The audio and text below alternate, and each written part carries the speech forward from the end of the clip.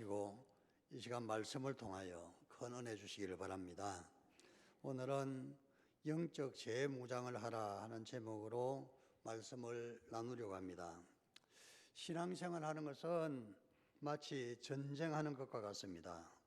예수님께서 말씀하시기를 천국은 침노한 자가 뺏는다 하시면서 세례요한 때부터 천국은 침노를 당하기 시작했다 하는 말씀을 하셨습니다.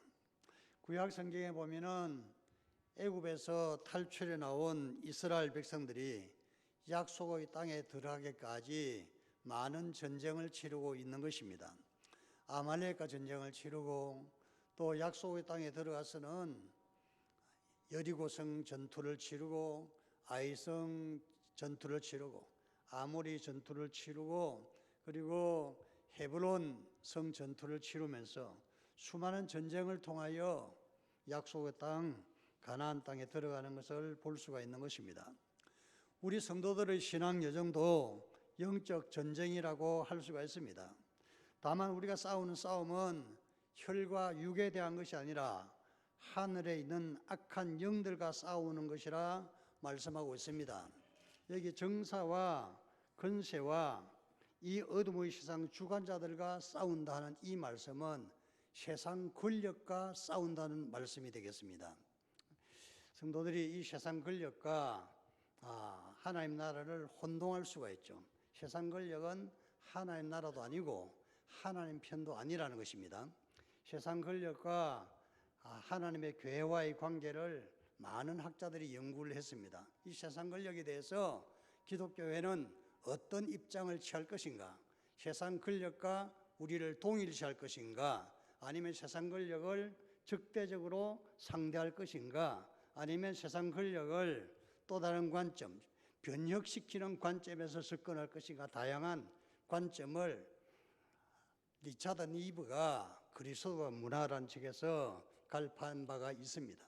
사도 바울은 여기에 보면 에베소 6장에서는 적어도 이 세상 권력, 어둠의 세상 주관자들, 권세자들에 대해서 적대적인 것입니다.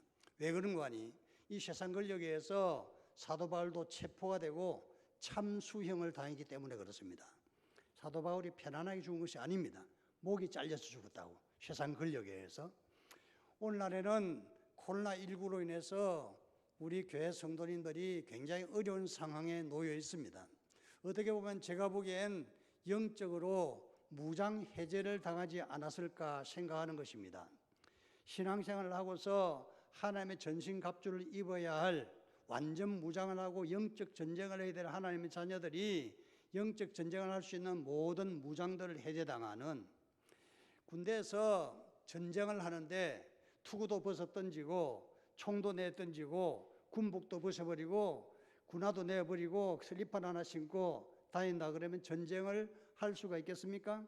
전쟁에 임하면 철모도 써야 되는 것이고 탄띠도 차야 되는 것이고 총알도 챙겨야 되는 것이고 총도 챙겨야 전쟁을 할 수 있듯이, 만약에 성도들이 이런저런 이유로 영적 무장이 해제되어 버리면 영적인 싸움에서 백전백패, 패배할 수밖에 없는 것입니다. 오늘은 우리가 어떻게 하면 영적으로 재무장을 하고 이 영적인 전쟁에서 승리할 수 있을까, 이 말씀을 나누려고 하는 것입니다. 오늘 성도들에게 하신 말씀은 너희가 주 안에서와 그 힘의 능력으로 강건해지고 마귀의 관계를 능히 대적하기 위하여 하나님의 전신갑주를 입어라, 이렇게 말씀하고 있는 것입니다. 하나님의 전신갑주가 무엇인가, 제가 성경 주석을 여러 군데 참조를 해보니까 하나님의 전신갑주는 이어서 나오는 여러 가지 것들, 진리의 허리띠, 의의 호신경, 평안의 신발, 믿음의 방패, 구원의 투구, 성령의 검, 이 모든 것을 하나님의 전신갑주라고 합니다. 오늘날로 말하면 완전 군장이라고 할 수 있는 것입니다.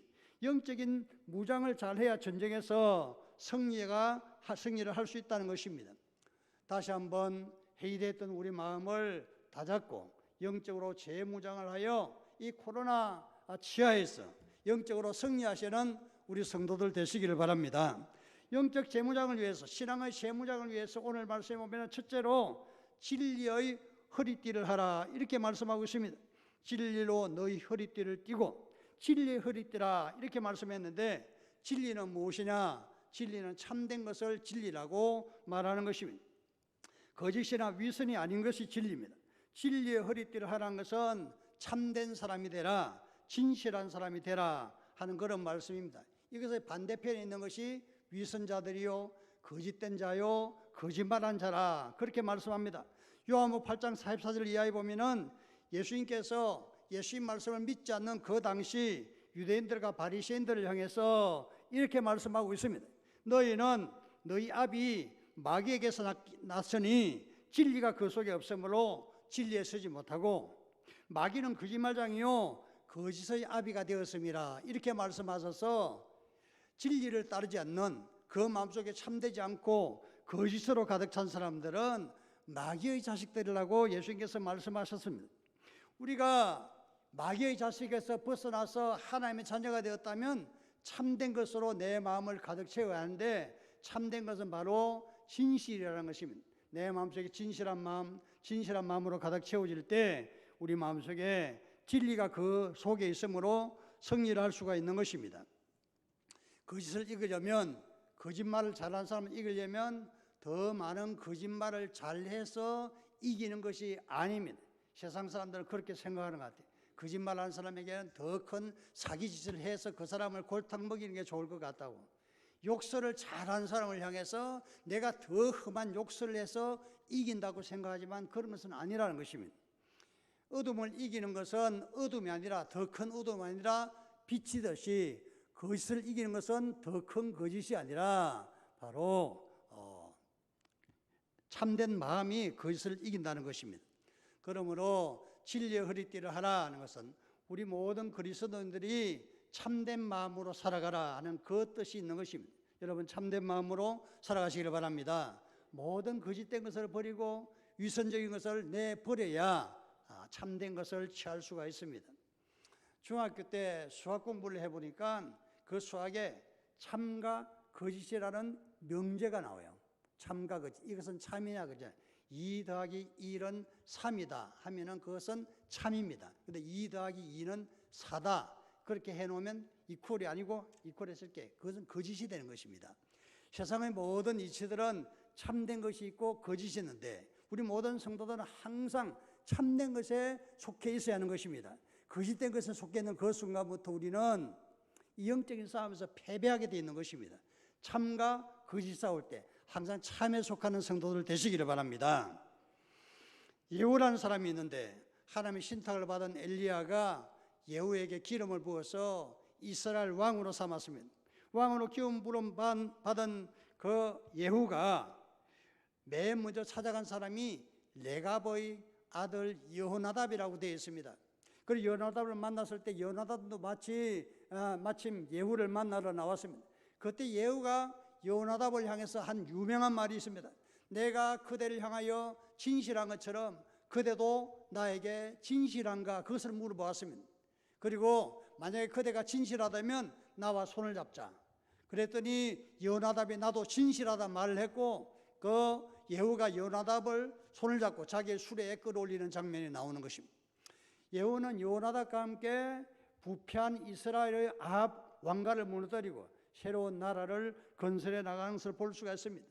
여기서 예후가 여호나답을 만나서 너는 활을 잘 쏘느냐 묻지를 않았습니다. 너는 창을 잘 던지냐 묻지도 않았습니다. 너는 칼을 잘 쏘느냐 묻지도 않았습니다. 너는 진실하냐 이렇게 물었던 것입니다. 우리 성도들에게 요구되는 것은 테크닉이 아니라 진실한 마음이라는 것입니다. 우리가 진실한 마음이 있을 때 영적인 싸움에서 승리할 수가 있는 것입니다.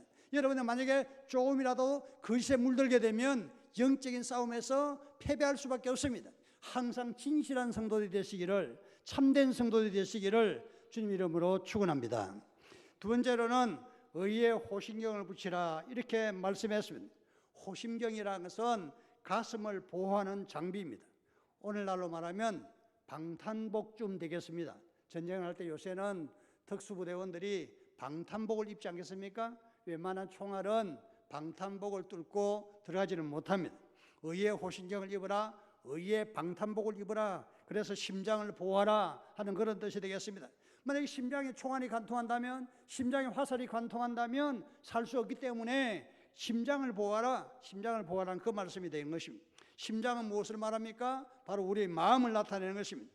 이것은 우리가 영적으로 승리하려면 무엇보다도 우리의 마음을 지켜야 한다는 말씀입니다. 잠언 4장 23절에 물어 지킬 만한 것 중에 마음을 지키라. 생명의 근원이 이에서 남이니라. 이렇게 말씀했습니다. 생명의 근원이 마음에서 나기 때문에 마음을 지켜야 생명이 유지된다는 것입니다.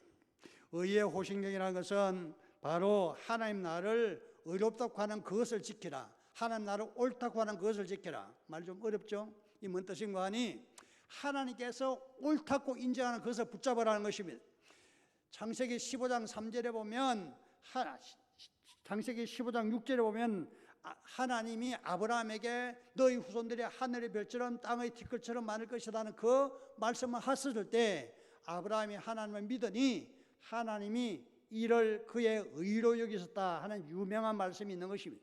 이게 무슨 말인가 하니 아브라함이 하나님 말씀한 그 말씀을 불가능해 보이는 그 말씀을 마음에 믿었다 이겁니다. 그럴 때 하나님께서 너 옳다, 너 됐다 하고 인정을 받았다 그 말씀입니다. 의의 호신경이 나가서 내가 하나님 믿는 믿음, 그 믿음을 내 마음을 지키는 방패로 쓰라 하는 그런 말씀이 되겠습니다. 여러분 하나님을 잘 믿으시기 바랍니다. 하나님의 말씀을 믿는 믿음이 우리의 마음을 지켜야 한다 그 뜻이 됩니다. 말씀을 들을 때 여러분도 그러므로 항상 아멘 하시고 그 말씀을 마음에 받으시기를 바랍니다. 말씀을 제대로 받아야 말씀을 믿을 수가 있고 그래야 믿음이 제대로 자리를 잡을 수가 있는 것입니다. 지금부터 한 50년 전에 월남전에 참전했던 병사가 있었는데요. 1970년도 3월 18일 맹호부대 2대대가 독수리 2로 작전을 했다고 합니다. 앙케 계곡이라는 곳에서 작전을 했는데 그 작전 중에 이영진이라는 통신병이 적의 총알을 많이 받게 되었습니다. 총알을 여러 발 맞으니까 기절을 해버렸습니다. 그래서 후방에다 연락을 했더니 미군 헬기가 와서 이영진이라는 통신병을 후송을 하게 되었는데 그 헬기에는 미군 군의관이 타고 있었던 것입니다. 그래서 이 사람이 혼수 상태에 있는 것을 보고서 어디 다쳤는가 살펴보게 되는데 위에 전투복 상의에 총알 자국이 있어서 벗겨보았습니다. 그랬더니 총알 자국이 밖에 옷에는 있었는데 안에는 멀쩡했다고 합니다.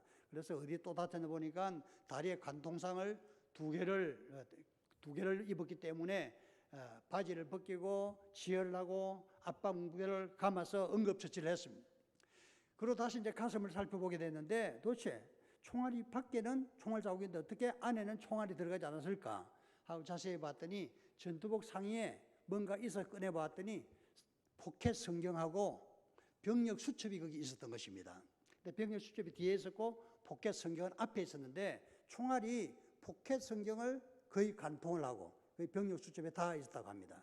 그래서 이 성경이 포켓 성경이 무려 거기에 총알이 2발이 박혀 있었는데 이영진 통신병을 살렸다는 것을 그 당시 미군 군의관이 미국 어떤 언론기관에 알려져서 이 일이 전 세계에 알려지게 됐는데 이영진이라는 사람은 나중에 KBS 취직을 해서 KBS 기술국에 근무하면서 제주방송국에서 은퇴를 했다고 합니다. 지금 이제 나이가 75살인데요.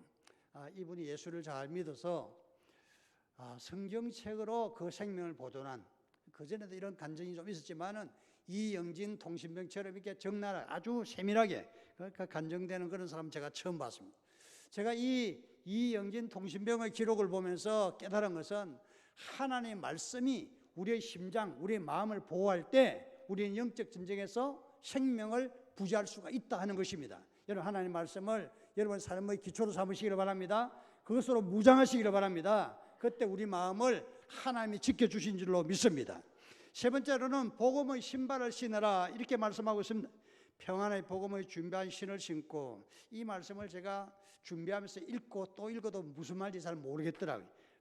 평안의 복음을 준비한 신을 신고 하는 이 말씀은 이사야서 52장 7절 말씀을 인용한 것인데 거기 보면 좋은 소식을 전하며 평화를 공포하며 복된 좋은 소식을 가져오는 자의 산을 넘는 발이 어찌 그리 아름다운가. 이 말씀이 뜻하는 것은 영적 싸움에서 복음의 신발을 신으라는 그런 말씀이고, 복음을 전하는 그 신발이 아름답다는 것은, 그 신이 아름답다는 것은 복음을 전파하는 것이 아름답다는 말씀이기 때문에 이것은 따지고 보면 복음을 전한다는 그런 뜻이 되는 것입니다. 영적 삶에 승리하려면 복음을 전하라, 전도해라, 영혼을 구원하라 하는 말씀이 되겠습니다. 여러분, 영적 싸움에서 승리하기 위해서 전도하는 성도들 되시기를 바랍니다. 전도하는 성도들 되시기를 바랍니다. 이 전도하는 말씀에 대해서 성경에 보면은 전쟁에서 경계를 쓴 사람이, 보초를 쓴 사람이 나팔 소리를 분명히 내지 않으면 어떻게 적을 방비할 것이냐 하는 말씀이 있어서, 적을 경계하는 사람들에게 나팔 소리가 중요하다고 말씀하고 있고, 이 나팔 소리는 또 다른 관점에서는 복음의 나팔을 의미하는 것입니다. 나팔 소리를 낸다는 것은 바로 복음을 전파하는 것을 말하는 것입니다. 사사기 7장에 보면 기드온과 300명이 미디안 대군 12만 5천 명과 전쟁을 하는 장면이 나옵니다. 하나님께서는 기드온에게 몇 가지를 준비시켰는데 300명의 병사들에게 나팔을 준비하고 항아리와 횃불을 준비하라, 이렇게 말씀하셨습니다. 그리고 미디안 대군이 있는 곳에 집결해서 하나님께서 말씀한 그 약속의 때에 기드온의 신호를 따라서 300명이 맨 먼저 한 일이 나팔을 분 것이었습니다. 300명이 나팔을 불고 항아리를 깨고 횃불을 올리면서 하나님을 위하여, 기드온을 위하여 이렇게 큰 소리를 질렀더니 한밤중에 자고 있던 12만 5천 명의 대군이 갑자기 적이 기습했다고 놀라서 총을 휘두르고 칼을 휘두르고 창을 휘둘렀는데 자기들끼리 서로 죽고 죽여서 12만 명이 다 죽고 5천 명은 도망을 쳤는데요. 성경을 자세히 보면 5천 명의 도망자들을 기드온과 그 300명의 용사들이 끝까지 추격을 해서 다 몰살시킨 것을 볼 수가 있는 것입니다. 이 위대한 전쟁을 승리해서 가장 중요한 것이 뭐인가 하니 나팔을 불었다는 것입니다. 여러분, 나팔을 분다는 것은 복음을 전하는 것입니다. 신앙생활을 승리하려면, 영적 싸움에 승리하려면 여러분 복음을 전하는 성도들이 되시기를 바랍니다. 우리가 복음을 전할 때 하나님의 능력이 나타나고 기적이 나타나고 놀라운 일이 일어나게 되는 것입니다. 나팔을 불듯이 복음을 전하는, 그래서 승리하는 성도들 되시기를 주님 이름으로 축원합니다. 네 번째로 보면 믿음의 방패를 가져야 한다 말씀하고 있습니다. 모든 것에 믿음의 방패를 가지고 이로써 능히 악한 자의 모든 불화살을 소멸하라 했습니다. 방패는 화살을 막아주고 적의 칼을 막는 데 쓰는 것입니다. 사탄은 우리에게 불화살을 날리는데 의심이라는 불화살, 낙심이라는 불화살, 두려움이라는 불화살, 죄책감이라는 불화살을 쏴대면 그 불화살을 믿음의 방패로 막으라, 이렇게 말씀했습니다. 방패는 적의 공격을 막는 최상의 방어용 무기입니다. 믿음의 방패는 십자가의 방패, 보혈의 방패라고 해석할 수가 있습니다. 우리가 믿음의 방패를 가진다는 것은 보혈의 방패를 가지는 것입니다. 예수님의 보혈이 우리 모든 허물과 죄를 덮고 마귀의 공격으로부터 우리를 보호해 주는 것입니다. 여러분, 마귀가 여러분에게 죄책감을 줄 때 주님의 보혈을 들이대시기를 바랍니다. 주님의 십자가의 보혈이 나의 모든 허물과 죄를 다 용서하셨다. 날 용서하셨기 때문에 나는 더 이상 단죄를 받을 필요도 없고 그럴 이유도 없다는 것입니다. 방패를 통해서 승리한 유명한 기록을 제가 보았습니다. 서기 312년에 로마는 4개의 나라로 갈라서 대전쟁을 치르고 있었는데 황제 한 사람이 죽었을 때 여러 곳에서 내가 다음 황제가 되겠다는 사람이 4사람이 나타났어. 4사람이 전투를 하다가 2사람은 죽고 패전에 죽고 2사람만 남게 됐는데 그 2사람이 유명한 콘스탄티누스 장군과 막센티어스 장군이라는 2사람입니다. 콘스탄티누스와 막센티어스가 전쟁을 붙게 됐는데 객관적인 전력은 막센티어스의 군대가 아주 막강했습니다. 아마 객관적으로 보면은 콘스탄티누스가 이번에는 패전을 하고 로마 황제는 막센티어스가 가질 것으로 사람들이 생각했다, 이 말입니다.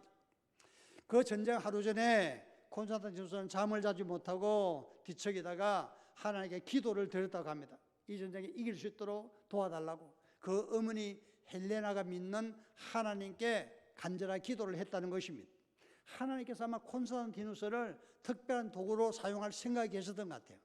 콘스탄티누스에게 환상을 보여주셨는데 갑자기 하늘에 빛나는 십자가의 모양을 보여주시면서 이 기호를 가지고 승리하리라 하는 그런 음성을 듣게 되었다는 것입니다. 그래서 그 다음날 아침에 모든 병사들의 방패에다가 붉은색의 십자가 문양을 새기라고 명령을 내렸습니다. 그리고 그 다음날 유명한 전투에서 콘스탄티누스가 십자가의 방패를 가지고 나갔는데 그 전쟁에서 대승리를 거두고 막센티어스를 정벌하고 로마의 황제가 되었던 것입니다. 그리고 그 다음에 서기 313년에 콘스탄티누스는 로마에서는 기독교를 믿어도 좋다, 기독교를 공인하게 되었고, 그로부터 12년 이후에 서기 325년에 콘스탄티누스는 기독교를 로마의 국교로 선포를 했던 것입니다. 놀라운 일 아닙니까?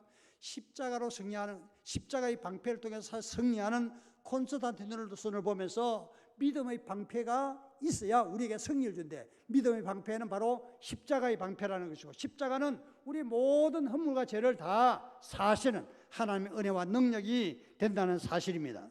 믿음의 방패를 가지고 승리하시기를 바랍니다. 다섯 번째로는 구원의 투구를 쓰라, 이렇게 말씀하고 있습니다.